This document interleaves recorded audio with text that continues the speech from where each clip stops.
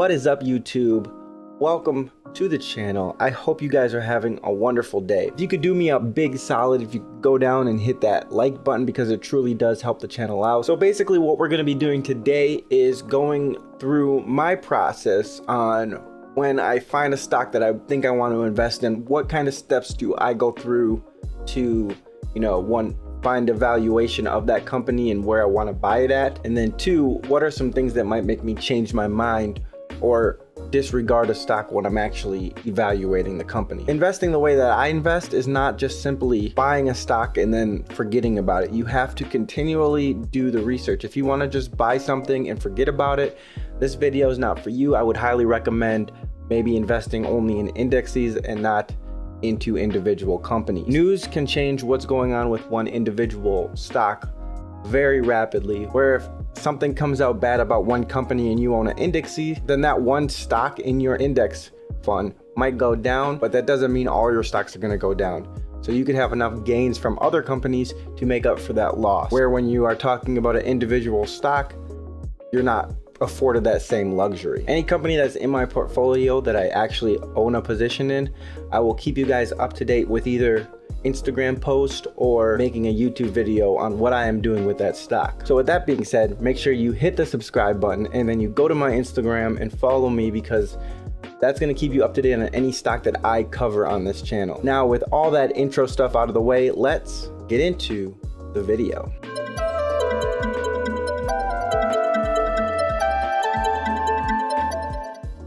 So I broke down investing into 5 steps or questions that you need to ask yourself when you're going through the evaluation process. One, the very first thing that I ask myself whenever I come across a company that I'm interested in, or I read an article on, or I get from a video on YouTube, is how does this specific company make money? What do they do to earn the money that funds their business? For today's example, I'm going to actually go through and I'm going to break down Disney, because it's a very solid company. It's something that I own personally, and I'm going to answer all these questions. So how does Disney make money? Obviously, they make movies. Then on top of the movie making business that they also have the Disney parks themselves, which is another revenue that they use to make money, the quote-unquote Disney experience. And those are really the 2 big ones, and then they have some smaller ones that also add to their income on a regular basis. You have the cruises, and then you have other things like ESPN. They have some news. Disney owns a wide variety of things. They even own majority ownership in Hulu. So there's a ton of stuff that Disney uses to make money. I always consider this step the first step and super important, because if you don't understand how the company's making money, when it comes to reviewing news as it comes in, you're not going to know what the impact is going to be on that company in the long run. You're just going off of other people's opinions, really. So you personally, I'm not saying you guys have to go off of what I am saying. You have to personally understand how a company makes money. The next step is, how do you compare the company that you're looking at to other companies? Me personally, I use this all the time when I'm talking about companies. So you can compare companies on any type of metric that you want. I always rely on 4 or 5 metrics that I watch on a regular basis. These are the ones that I rely on to kind of compare companies. The thing is, with a company like Disney, there's not any one other company that's like Disney. So you have to break it down into you have to compare it to multiple companies. So that's kind of what I did here. So before I get into the actual breakdown, I'll just quickly go through the couple metrics that I use personally. So you have the PE ratio, that's the price to earnings ratio. You have the PEG ratio, which is the price to earnings to growth ratio. You have the price to sales, that's the current price of the stock to how much they have in sales per stock. That makes sense. And then you have the price to book. Then I always use market cap. I use market cap last.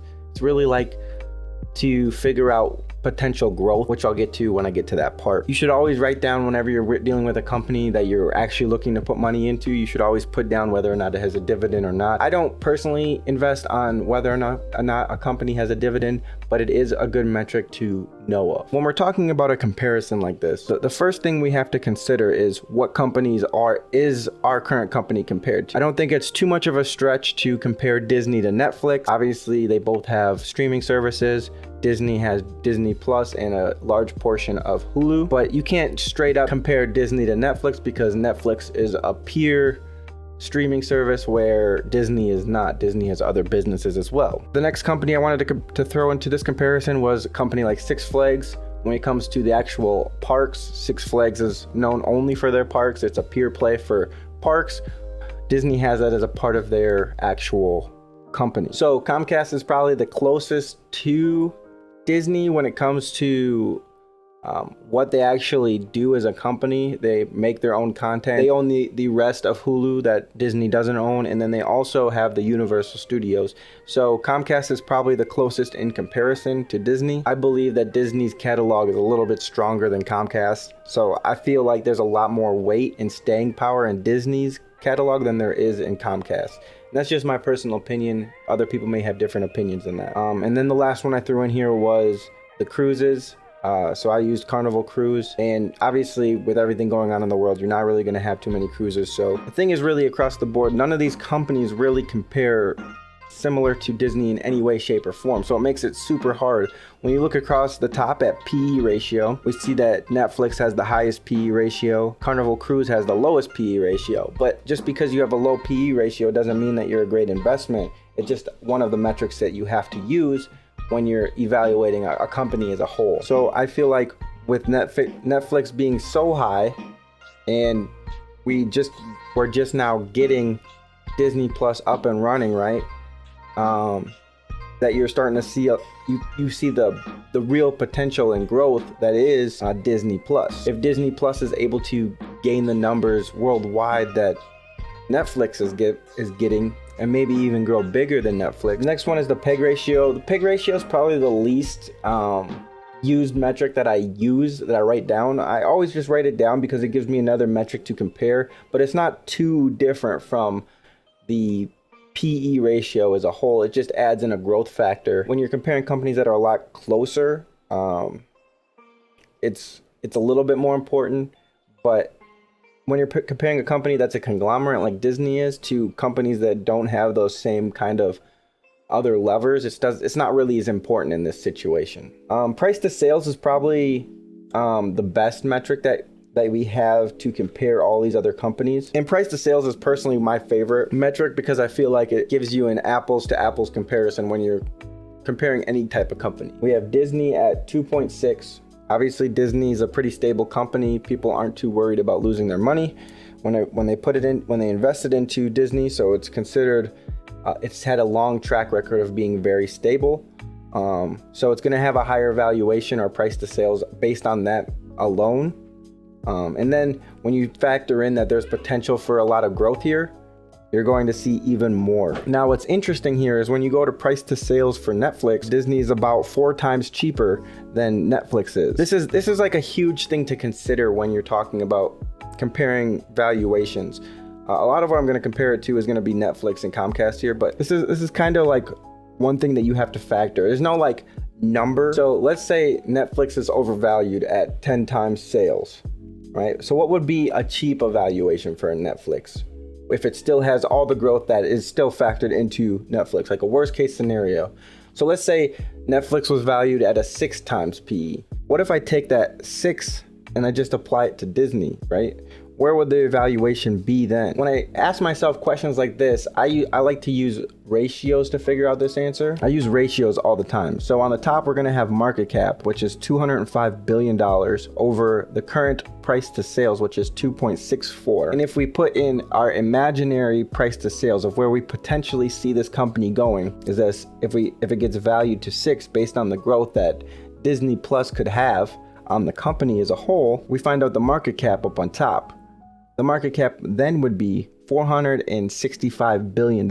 It's still not even getting the same multiple as Netflix is getting. If we're just considering Disney Plus as a whole, I see a lot of value that could be added just from Disney Plus if it were to get a similar multiple added to that section of the business. And just based on that metric alone, we see that Disney could potentially double our money if that were to ever become into fruition, which is great.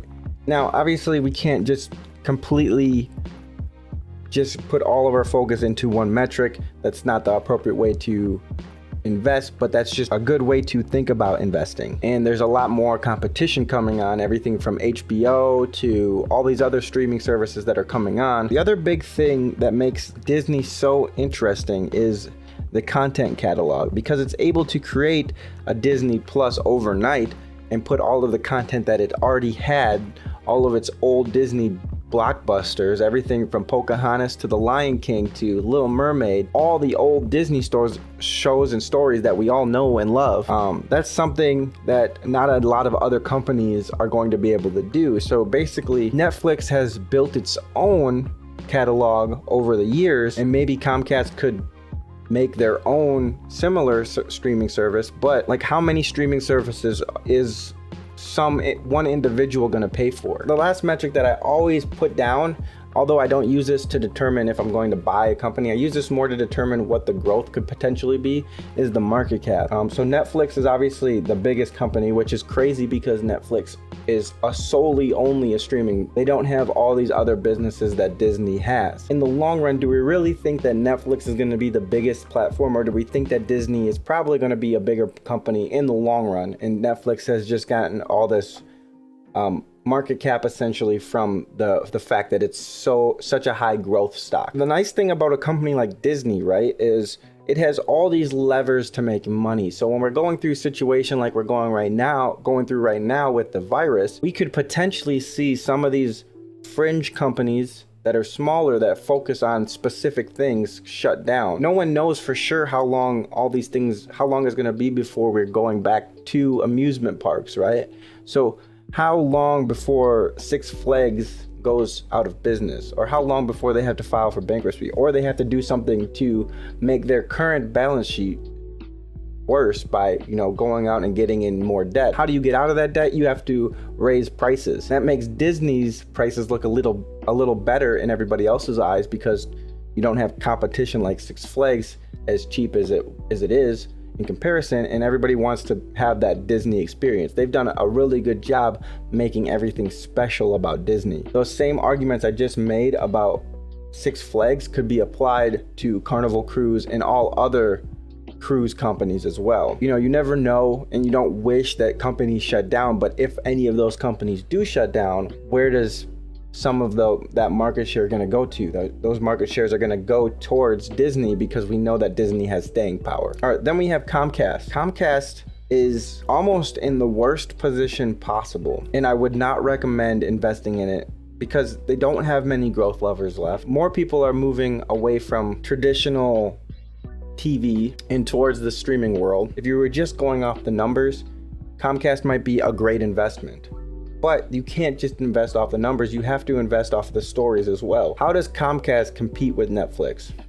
Is there room, really? Like, when you think about it, your future or anybody else's future, is there room for a third or a fourth streaming service where it's just Comcast's content? So I just quickly looked up what Comcast all owns. I'm not seeing anything that jumps out at me. They own a lot of the Sky franchise, it looks like, and it does say that they own a majority stake in like BBC. That was like the big one. They own Universal, but that's basically it. They don't own, their catalog is not Disney's catalog. We know what Disney owns. Let me show you. Let me look up Disney. They own probably more than what you think they own. So Walt Disney Studios, Marvel Studios, Lucasfilms, 20th Century Studios, obviously all the stuff with Disney in the name. They own all of ESPN. They own all of A&E Network, which is like your Lifetime movies, all those kind of things. The list just goes on and on. It's like crazy how much stuff they own. Let's get back on track. Obviously Disney owns a ton of stuff, but let's get back on track. What's the next thing on our list of things that we need to ask ourselves? How much growth do we have? And this is where you factor in dividend.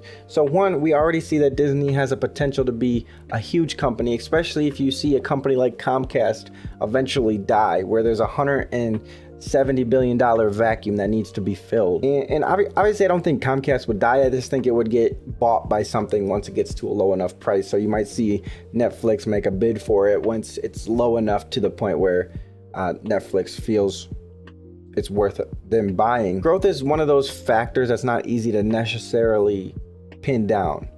We know that there's growth with Disney, we just don't know how much growth. We can make some assumptions if we give it similar valuations to other companies. And in this case, we're using a company like Netflix. If Disney were to get the same evaluation as Netflix on a price to sales, which is a 10, we'd be even higher than that half $1 trillion evaluation that we were almost at before. So we don't know exactly how big this company is going to get, but we know that there's potential for the company to grow. And then on top of that, you have a dividend as well. There's not going to be a dividend for the first quarter, which made the stock go down, but in the long run, I think is going to be, it ended up saving them like almost $2 billion on their balance sheet. So in the long run, that's going to be good for the company as a whole because it allows them to survive easier than other companies that don't have that lever to pull. Then you have to ask yourself, how fast is this company going to grow? Really, this company doesn't need a lot to grow, essentially,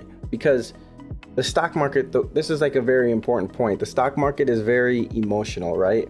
And all it takes is a couple upgrades, a re-rating of a company to happen. And this is why you kind of have to also have an understanding of the story around a company. So stories that could cause the company to start having a re-rating. Let's say after this whole virus thing ends, you start getting the return of sports. We just said they own ESPN. That adds more liquidity to their balance sheet, as well as after all this is over, everybody's been cooped up. Everybody's been trying to stay their distance. You know, they haven't been going out for the summer, let alone going out to any amusement parks or anything like that. Then over time, that dividend returns. And I keep referring back to the catalog because the catalog is the whole reason why Apple, regardless of how much money they have, they can't recreate the catalog that Disney has. If they start a streaming service tomorrow, which they have the money to do, they have the funds to fund it for a very long time with it losing money, they're not gonna have the catalog that Disney already has. And a lot of it's an initial investment, right? And they already have done that initial investment to create the platform. Now it's just upkeep and management and adding little new features along the way. Then after you ask the first 4 questions, you have to understand how much you're going to allocate to a company. How are you going to get into that position? The first mistake a lot of people make is that they find the perfect company, they do all this work, right? And they know it's something that they want to invest in. I always have a specific set amount that I consider a full position. For me, it's $1,000. That as my portfolio gets bigger, that amount's gonna change. I have about $12,000 in this account right now. And I only look at about anywhere from 8 to 12 companies at a time. And that's really all you can track. If you're gonna track more than 8 to 12 companies, you're gonna have to keep up with so much news because like I said earlier, news is very important to keep up with. So you need to understand how many companies you're willing to invest in and how big your portfolio is going to be. For me, it's about, I allocate about 10% is like about $1,000 towards each company that I want to have a full position in. Now, based on what the company is, like how like stable a company is, it might change how big of a position I actually make that. So if the company is very speculative, right? And by speculative, I mean, it's a long shot. So I want to minimize how much money I can lose. So I might only put $200, $250 into a speculative stock because I want to have that potential for growth, but I'm going to wait and I want to be invested in that company because I've done all this and I see that there's massive growth potential where the stock could 10 times, 100 times, you know, whatever times. I don't want to put $1,000 into a company that could as well go to zero. You need to have a personal conversation with yourself when it comes to allocation. I don't know. What kind of company is this? So Disney, I believe, is a staple company. I think a lot of people would agree with me that this is a staple that you could have a full position in and nobody would really feel uncomfortable with a full position in Disney, regardless of what you consider a full position. Now, you don't just go out and you don't put that $1,000 into that stock the next day. I mean, you can if you want. You could put the full $1,000 in on the first day. There's nothing wrong with that. That's how you want to invest, all or nothing. You go and do that. I bought this stock over, I want to say, I filled this into a full position over like 2 months. And basically what I did was I bought 2 stocks upon the initial investment. And then, so I put $200 towards the initial investment. And then every 2 weeks, I kind of added 2 stocks to that until I got to that full $1,000 investment. And in investing in that kind of way, it's called dollar cost averaging, because if you invest in the stock today and then it goes down tomorrow, you're averaging your cost into that company. Even if the stock goes up tomorrow, you're still averaging to have a lower overall cost than if you were to just put it in and forget about it. This has been like a super long video. I normally don't make videos this long, but I really wanted to go in depth and talk about all this stuff. If I forgot to mention something, or if you had questions about stuff that I had on the screen today, please feel free to put the comments down below. I'm sure I skipped over stuff that I had planned to talk about, but you just kind of get into the flow of talking about things. Yeah, don't forget to hit subscribe, like, and I hope you guys are having a great day. Peace.